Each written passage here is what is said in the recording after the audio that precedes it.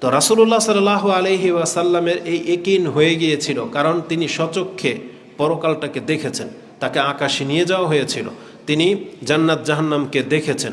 তাই রাসূলুল্লাহ সাল্লাল্লাহু আলাইহি ওয়াসাল্লাম আমাদেরকে এই দুনিয়ার সাথে সম্পর্কটাকে কেমন রাখতে বলেছেন সেগুলো বিভিন্ন বর্ণনায় আমরা পাই। একটা হাদিস নিয়ে নেন, আব্দুল্লাহ ইবনে ওমর কালা আখাযা রাসূলুল্লাহ সাল্লাল্লাহু আলাইহি ওয়াসাল্লাম বিমানকিবি, রাসূল সাল্লাল্লাহু আলাইহি ওয়াসাল্লাম আমার কাঁধে একদিন হাত রাখলেন, যেটা আদর করে বাচ্চাদেরকে সাথে আমরা করি, অধীনস্থদের সাথে হাত রাখলেন। ফাকালা কুন ফিদ দুনিয়া কাআন্নাকা গরীব আও আবিরু সাবিলিন, তুমি দুনিয়ার জীবনটাকে ওইভাবে গণ্য করবে বা ওইভাবে তুমি দুনিয়াতে চলবে যেন তুমি একটা আগন্তুক। কুন ফিদ দুনিয়া কাআন্নাকা গরীব, গরীব হলো অপরিচিত কেউ, কেউ কাউকে চিনে না। ধরে নেন আপনাদের মধ্য থেকে কেউ এমন একটা জায়গায় গেলেন যেখানে আপনার কোনো আত্মীয় স্বজন নেই, কেউ আপনাকে চিনে না। আপনি বাজারে হাটে বাজারে ঘোরাফেরা করেন, মসজিদে বসে থাকেন, কেউ এসে আপনাকে জিজ্ঞেস করবে না যে চলেন দুপুরের খাবার সময় হয়ে গেছে, আপনি বসে আছেন কেন, চলেন, ডাকবে না আপনাকে কেউ। রাস্তায় বসে থাকবেন, আপনাকে কেউ জিজ্ঞেস করবে না আপনার কী পেরেশানি, কারণ কেউ তো আপনাকে চিনে না। মানুষ তো পরিচিতির কাউকেই চিনে বা তার খোঁজ খবর নেবে। রাস্তা তো কত মানুষে বসে থাকে, কি প্রয়োজনে আপনি আসছেন, কারো কোনো খোঁজ নেওয়ার কোনো প্রয়োজন নাই। তো রাসূল বলেছেন তুমি দুনিয়াতে ঠিক ওই অপরিচিত ব্যক্তির মতোই বসবাস করার চেষ্টা করো, কারণ এখান থেকে তোমাকে প্রস্থান করতে হবে, এখানে তোমাকে সমাদর করার মতন কেউ নাই। আও আবিরু সাবিল, অথবা পথচারী হিসেবে তুমি নিজেকে গণ্য করো। যেমন আপনি কোনো এক জায়গায় যাচ্ছেন, রাস্তায় বাজার পড়ে গেল বা সিলেট সুনামগঞ্জ শহর বা হবিগঞ্জ শহর পড়ে গেল, আমি এখানে আসছি কিছুক্ষণের জন্য, তারপর এখান থেকে আমাকে চলে যেতে হবে। আমাদের ব্যাপারটা তো ভিন্ন, যেহেতু আপনাদের কাছে এখানে মেহমান হয়ে আসছি, আমাদেরকে খোঁজখবর নেওয়ার মতো মানুষ আছে।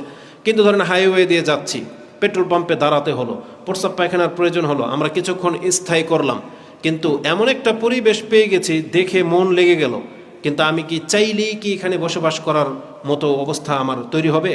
তৈরি হবে না। আমি চাইলে ওই 1-2 ঘন্টায় বসতে পারবো, তারপর আমাকে এখান থেকে যেতে হবে।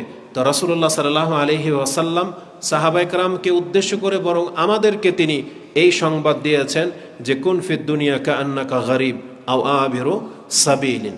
আর সাহাবায়ে কেরামদের চরিত্র হলো রাসূলুল্লাহ সাল্লাল্লাহু আলাইহি ওয়াসাল্লাম তাদেরকে যাকে যেই উপদেশ দিয়েছেন তারা এটা মরার আগ পর্যন্ত মনে রেখেছে, তারা সেটাকে মরার আগ পর্যন্ত পালন করেছে।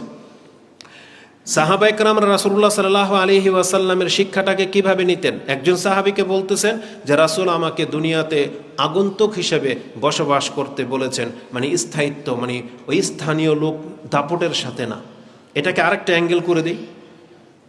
একজন ব্যক্তি যত বড় পয়সাওয়ালা হয়ে যান না কেন, যত আপনার গায়ে শক্তি থাক না কেন, আপনি অপরিচিত একটা এলাকায় চলে যান যেখানে আপনাকে কেউ চিনে না, যেখানে আপনাকে কেউ চিনে না, সেখানে আপনাকে নেতা রূপে কেউ জানে না, প্রভাবশালী না, আপনি সন্ত্রাসী না, আপনি অনেক সম্মানিত লোক, ওই পরিচয় কেউ আপনাকে চিনে না।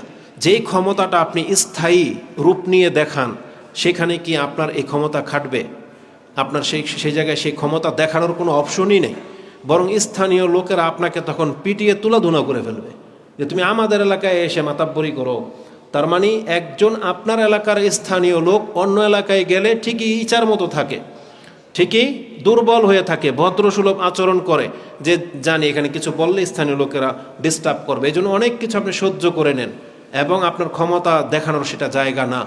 এই হাদিসটাকে যদি আপনি ওইভাবেও নেন, তাহলে এই যে স্থায়িত্ব, যেটা যে আমি স্থানীয় লোক, আপনার এই চরিত্র দূর হয়ে যাবে।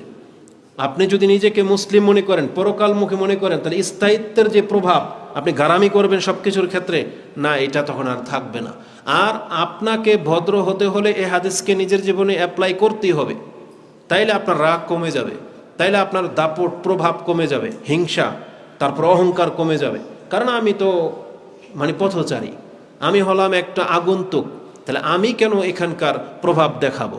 কিন্তু আজকে আমরা যখন স্থায়ী এলাকার গরম একটা প্রভাব, ক্ষমতা, এর কারণে কিন্তু মানুষকে অবজ্ঞা করে থাকেন, এই কারণে কিন্তু আপনার দ্বারা অজ্ঞতা মানে মূর্খামি প্রকাশ পায়, এই জন্যেই কাউকে আপনি জমা খরচ দিতে চান না। এই জন্য এই হাদিসগুলোকে ব্যক্তি জীবনে অ্যাপ্লাই করতে হবে যদি আপনি প্রকৃত মুসলিম হতে চান। যেমন আব্দুল ইবনে মাসুদ, আব্দুল ইবনে আব্বাস, তারা এতটা ক্ষমতাধর ব্যক্তি থাকা সত্ত্বেও তাদের যুগে তারা নেতৃস্থানীয় ব্যক্তি হতে চান নাই, হনই নয়।